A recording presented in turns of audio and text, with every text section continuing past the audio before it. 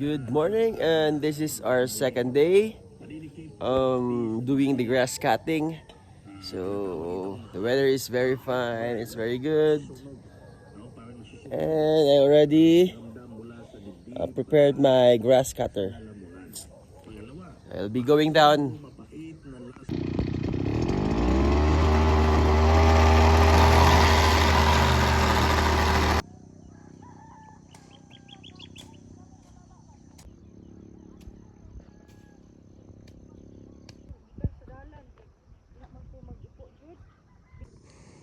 Right, as you can see, I'm doing my grass cut, and as you can observe, I just open what we call this open weeding. I just remove the grass around the coffee and left some grass here at the upper or in the middle side of the coffee.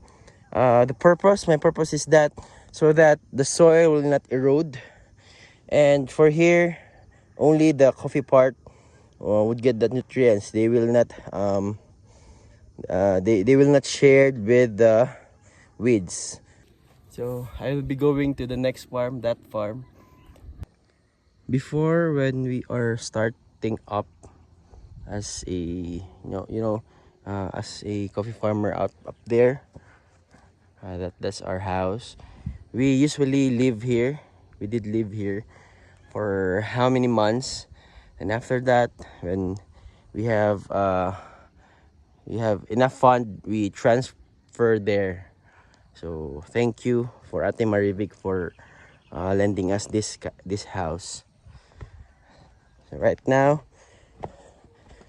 we will walk and look for a road or a way to get to that farm. All right, let's look at this tree.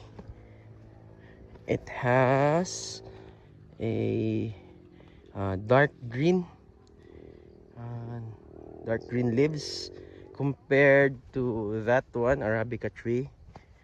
It has slightly light green, and the leaves, it's different from that tree. So I suppose that that tree and this coffee tree has a different variety, which I don't know what kind of variety is it. Let's go. Where will I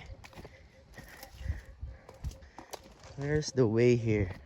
Maybe I think we will pass through that one. OMG, I'm here at the small body of water. Where will I pass? I think here, going there or there. I will go here. Let's try this road. Let's try this route. Not road, sorry. Alright, here. So, alright, slow down, slowly. Up, yeah, slowly. And after this one, where will I go? I think we will pass here or here. I don't know where. Maybe here. Well, let's try it. Careful. Yeah. Careful. It's quite tiring. Up, yeah. Wow, there's a chicken. Hey, chicken. Chicken. I'll pass through here. This coffee, bush of coffee.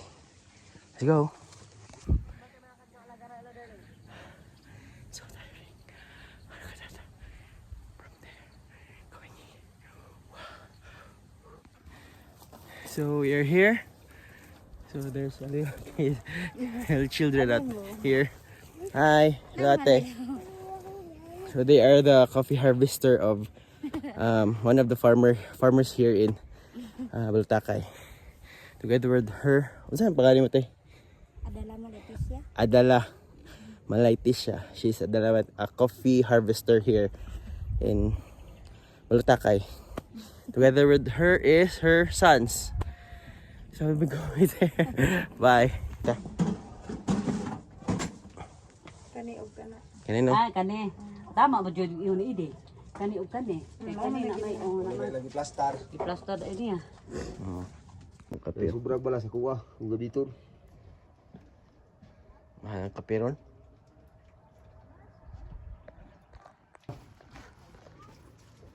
Kung ano lang kong kabayo, kwadrahon. Ngayon, sinto ba, sa tig-ulan. Kaadlaw din sa kwadra, pagabi, lansad. Gawas lang sa kwadra ba.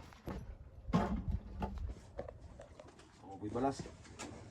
Pila man ni? 60... Pila na? 68? 69. 69?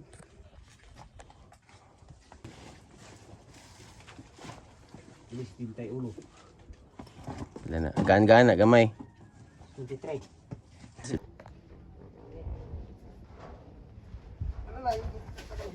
Oops. Oh, Okay, boy.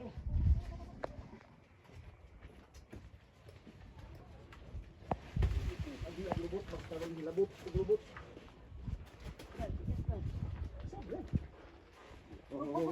Oops. Si ang kani isa man akong kuan ni oh.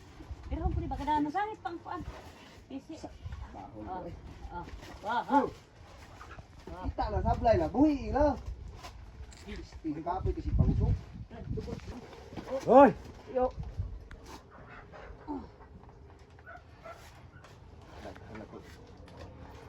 Nagandol, nagandugay, nagandol. Pagpagarato, boy.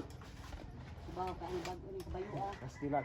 Dili ko musalig og babaak na ninyo. Kasalamat ko nga. Doon mo ba? Kaulong din mo. We'll be going back up again. So it's quite tiring if you're not used to here, if you're not used to it. So it's difficult to adjust. But for us, that we are always comes here, so there's no problem. All right. So as we can see, there are stones beside the coffee. There are a lot of stones.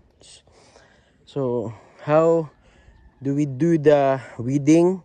If the case is like this, so we usually apply herbicide, because if we use the grass cutter, it's very difficult to use it. So herbicide is one of the solution for the farmer if their land area has many stones like this one. So look at that.